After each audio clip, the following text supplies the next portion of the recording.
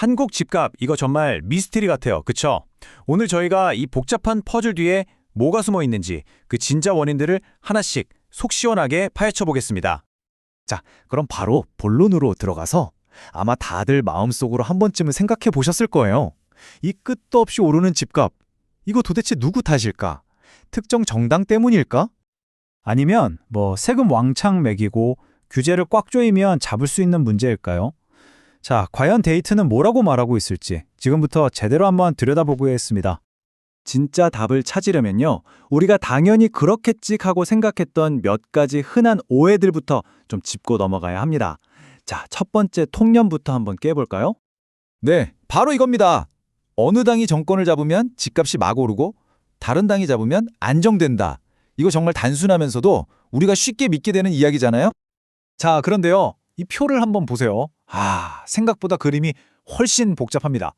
진보 정부든 보수 정부든 가릴 것 없이 양쪽 다 집값이 크게 오르기도 하고 또 내리기도 했던 걸 금방 확인하실 수 있을 거예요.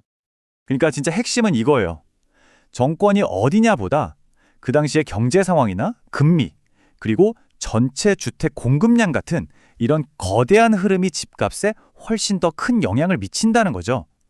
정당은 사실상 부차적인 문제라는 겁니다. 자, 그럼 두 번째 통념으로 넘어가 볼까요? 바로 강력한 규제랑 세금 폭탄이면 날뛰는 집값을 잡을 수 있다는 믿음이죠. 이것도 많이들 들어보셨을 겁니다. 야, 이 슬라이드는 정말 눈여겨보셔야 합니다. 과거 데이터를 쭉 살펴보니까요, 노무현 정부나 문재인 정부 때 정말 강력한 규제책들이 쏟아져 나왔잖아요.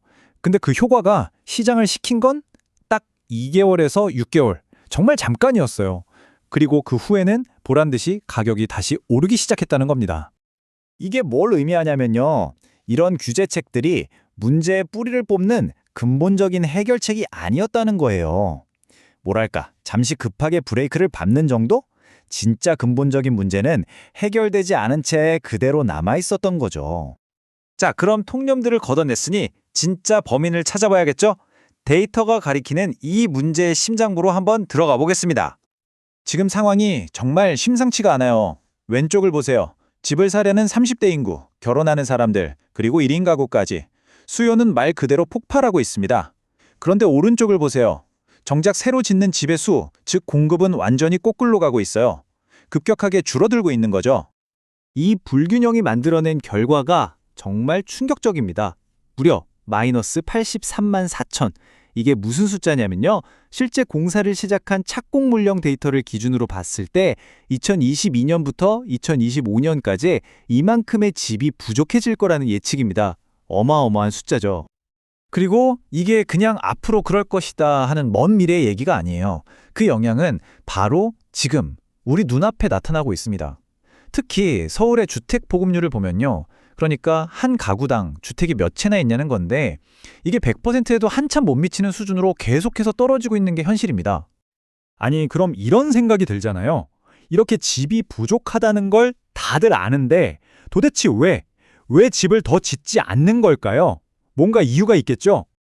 그 이유를 알려면 우리가 프로젝트 파이낸싱, 줄여서 PF라는 걸 좀 알아야 합니다. 이게 뭐냐면요, 건설사가 땅 사고 건물을 을릴 때 필요한 돈을 빌리는 아주 핵심적인 자금줄이에요. 말 그대로 신규 주택 개발의 생명줄인 셈이죠. 그런데 바로 이 생명줄이 지금 위태롭습니다. 이 그래프를 좀 보세요. PF 대출 연체율, 그러니까 돈 빌려갔다가 못 갚는 비율이 지금 무섭게 치솟고 있거든요. 상황이 이러니 은행들이 겁나서 돈줄을 꽉 잠가버린 거고, 결국 새로운 건설 프로젝트들이 전부 올스톱된 겁니다. 실제로 건설사들한테 직접 물어본 설문조사 결과도 똑같은 말을 하고 있어요. 왜 공사 안 하세요? 물었더니 가장 큰 이유 두 가지가, 첫째는 공사비가 너무 올랐고, 둘째는 방금 말씀드린 PF 대출이 막혔다는 겁니다. 말 그대로 공급 위기를 부르는 퍼펙트 스톰이 만들어지고 있는 거죠. 자, 그럼 문제의 원인까지 진단이 됐습니다. 이제 처방전을 봐야겠죠? 보고서에서는 어떤 해법들을 제시하고 있는지 한번 살펴보겠습니다. 해법은 크게 4가지입니다. 첫째, 꽉 막힌 이 PF 시장의 돈줄부터 다시 흐르게 만들어야 하고요. 둘째, 현실과 너무 동떨어진 정부의 건축비 상한선 같은 걸 현실화해야 합니다. 셋째는 사업성을 떨어뜨리는 과도한 규제, 그러니까 기부 체납처럼 개발이익의 일부를 인프라로 내놓게 하는 부담을 좀 줄여주는 거고요.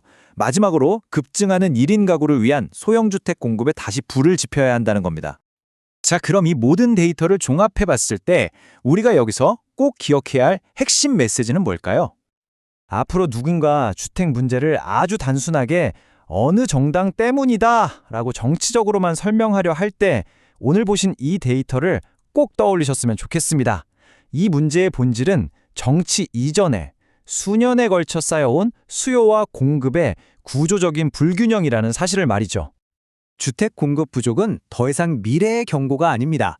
이미 우리 앞에 닥친 현실이거든요. 그래서 정말 중요한 질문은 해결책이 뭐냐에서 그치는 게 아니라 과연 이 해결책들이 더 늦기 전에 제때 실행될 수 있을 것인가 하는 점입니다. 오늘 저희가 준비한 이야기는 여기까지입니다.